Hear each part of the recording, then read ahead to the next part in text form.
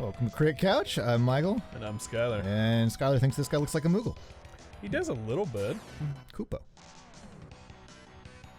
That's... You know, what's up? I just realized that the ninjas have like really big doofy eyes. And Yeah. I really love them. I don't know what I thought that was at first. I just didn't see them as eyes. I thought they were like goggles or something, but I guess that's their eyes. Well, yeah, especially like when they lose their entire midsection, like... Oh, God. You're actually just cutting them off right at the chest. That is kind of like horrifying in a way. Nope, I'm blind. Time to play fucking Star Tropics over here. Huh? Oh, God. Yeah. That's that game you showed me where you have to like hop around. Yeah. Oh. Can you shoot your... Yeah, I can throw bombs. Uh-huh. Star Tropics is actually a really interesting game. We should play that at some point. What is her name? Hold on. Well, doesn't matter. Her name is Dead. It's like Smethmo or something. Smethmo? You'll see it. Star Tropics, yeah, is really super interesting. Because it was this weird... I'm blind, so I guess I'll just turn around. Jesus. It's not really helping. It was this weird, like, action-ish RPG kind of thing that was, like, so offbeat for Nintendo's normal development. And then it got a sequel. Oh, really? Yeah, and actually the sequel was weird. It improved a lot of things, but it also, like, was still a little rooted in the original. And it was one of those, like, too little too late because it came out so long after the Super Nintendo did. Like, it fell into that really bad space where, and there are a number of games that did this, that they were in development as the Super Nintendo was coming to being, but then they were like too far. Funny little bat. He's got a boober. He's got like a little like thing in between his legs. That's like part of his tail fin, I guess. Did bats have tails? Kinda, I guess. They got little...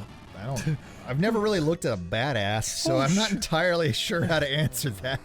That guy had such an oh shit expression on his face. Like, they don't have, like, tails, but they probably have little, like... I don't know, maybe they've got round butts, maybe they got tail stubs, I don't know. Little nubs. But, And you might be surprised when I get the 666 number, but it's actually because I'm the devil incarnate. I've been hitting a lot of that, actually. I've noticed the last few, like, 666s.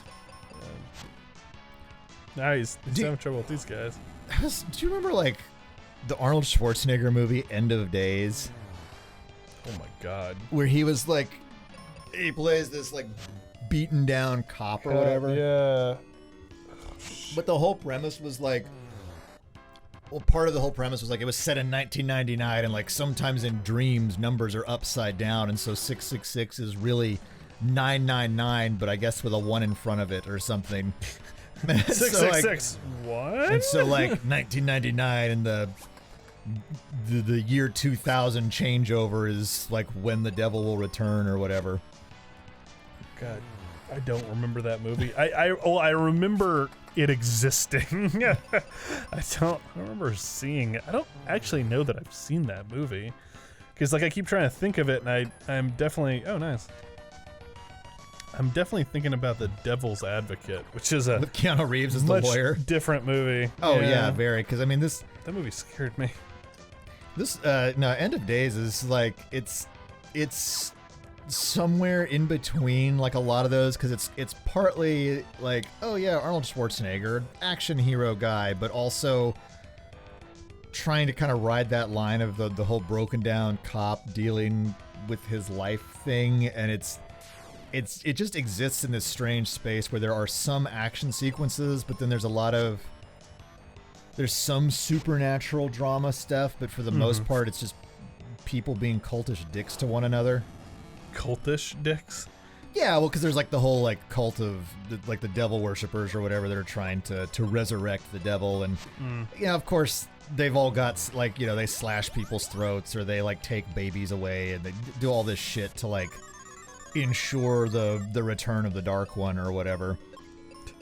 And so you just end up with like a lot of dead people, and then like a sex ceremony in the sewers, because why wouldn't you have a sex ceremony in the sewers? It's the best place to have sex.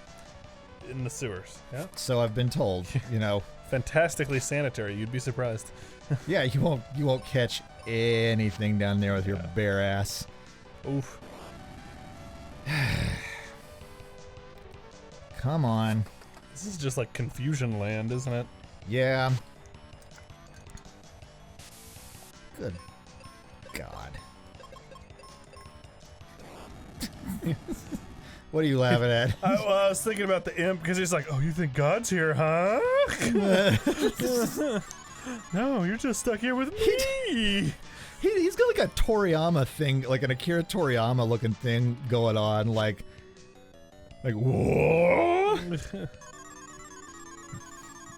Jeez. Fucking nap time up in here. I'm feeling it too. So things. It's interesting that the ninja attacks with a scimitar. That could go back to a lot of that, like that could be like, oh God, don't cast exit, Jesus. That could be one of those like. You would have been so mad, and I would have been laughing my ass off. Yeah, that would have been like, well, what do we do now? Drop the fucking episode. I really hate that exit spell is. Let's talk. Let's talk UI for a second, right? This is what I've been waiting for. What? It's like this. Fuck this game. No, anyways, UI. Yeah. I think I am going to hit a point in this playthrough where I'm going to be like, man, logistically, like if you add up all of the things that I've bitched about and said fuck this game at some point, I realistically should very much feel like fuck this game. But so if I come in here to this menu and I go spell, the first goddamn spell that the cursor starts on is the one that will fuck you the hardest if you accidentally double press the button, which is exit and come back in here and fight all these little goober bats or whatever the fuck. And I am not the goober. You are. Look, man. Look what happens. Look, I am look. You're a fancy. fucking goober bat right there. And go goob somewhere else. No, I'm fucking the goober bat. Oh, my only weakness, axes. I love this turtle. Look at him. He's like. Whoop, whoop, I forgot whoop, about whoop, these whoop. turtles. Yeah, I'm a turtle. I mean, they look kind of horrifying when you actually fight They got them. these like. Okay, I want you to like look at their mouth for a second. I'm seeing it. And like, I don't know if this is a transparency, but like you see where there's that little square of gray that is basically the floor. Yeah, because they only have 2 teeth. Right, but think about like from this perspective, like you can see the bottom side of their mouth, right? Yeah. But like, what does that mean for the top side of their mouth? Like, basically, they've got 2 teeth that are like cockeyed in their mouths. Yeah. Well, he can't turn left, otherwise you'd see that like the missing right, half of his face. Yeah, the right side of his face was blown off in the Great Turtle Wars. That's this guy again. Flight. Good old transliteration. Woohoo!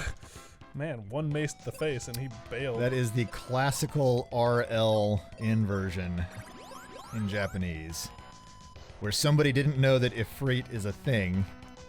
Oh god, I didn't even realize that. Yeah.